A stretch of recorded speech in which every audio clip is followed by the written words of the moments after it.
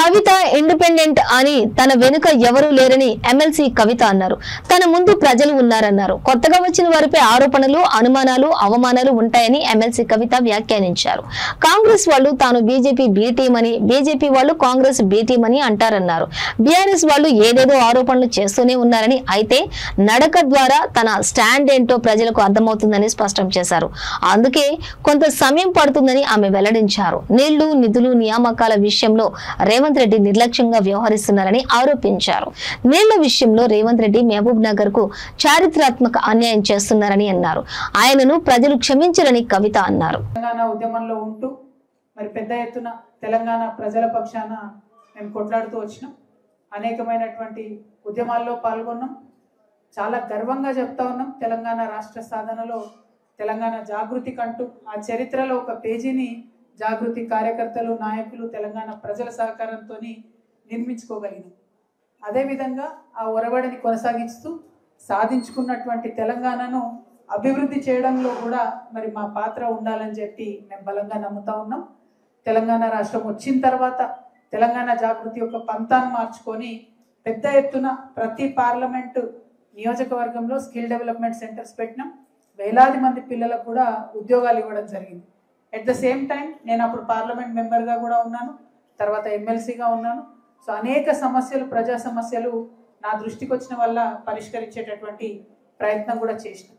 మరి ఇవన్నీ చేస్తున్నటువంటి సందర్భంలో మనకు అర్థమవుతున్నది ఏంటంటే, మనం భౌగోళిక తెలంగాణను సాధించుకోగలిగినాం, కానీ సామాజిక తెలంగాణ సాధనలో ఒక అడుగు వెనక ఉన్నామని అనిపిస్తూ ఉన్నది.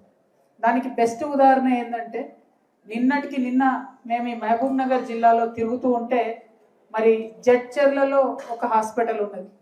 జడ్చర్లలో ఉన్నటువంటి హాస్పిటల్లో ఒక యువ రైతు హాస్పిటల్కి వచ్చి సూసైడ్ చేసుకుని హాస్పిటల్కి వచ్చినటువంటి ఒక యువ రైతు వైద్యం అందక చనిపోయినటువంటి పరిస్థితి. అది మొత్తం ప్రముఖంగా పత్రికలలో మీరందరూ కూడా ప్రకటించారు.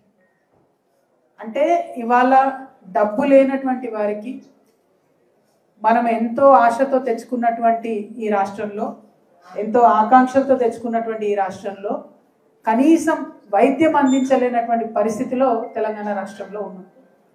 మరి అదే కొంత డబ్బు ఉన్నటువంటి వ్యక్తి ఎక్కడో దగ్గరికి పోతే ప్రాణం నిలబడేటటువంటి పరిస్థితి ఉంది. అదేవిధంగా విద్య మనందరం కూడా చూస్తున్నాం. ఫీజు రియంబర్స్మెంట్ ప్రభుత్వం పే చేయకపోతే పేద విద్యార్థులు ఇలా ఇంటి పట్టున ఉంటున్నటువంటి పరిస్థితి. మీరు ఏ మండల కేంద్రంలో అడగండి, ఏ గ్రామంలో అడగండి, ప్రైవేట్ కాలేజీలు, స్కూళ్ళు అందరూ కూడా చేతులు ఎత్తేసిండ్రు. ఈ 30వ తారీఖుకి మేము మొత్తం బందే పెడతామని చెప్తున్నారు. అంటే లక్షలాది మంది విద్యార్థులు ఎవరైతే ప్రభుత్వం యొక్క సహాయం మీద ఆధారపడి ఉన్నారో వాళ్ళందరూ కూడా ఇవాళ విద్యకు దూరం అయ్యేటటువంటి పరిస్థితి. మరి అదే డబ్బున్నటువంటి పిల్లలైతే అమెరికా దాకా పంపించి వాళ్ళని చదివించుకునేటటువంటి పరిస్థితి. తెచ్చుకున్న తెలంగాణ ఎందుకోసం? అందరం బాగుండాలి, అందరికీ అవకాశాలు రావాలి, అందరికీ సమృద్ధి ఉండాలి, అందరికీ అభివృద్ధిలో వాటా రావాలి, అందరికీ అధికారంలో వాటా రావాలి అనేటటువంటి నినాదాలతోని మనం తెచ్చుకున్నాం.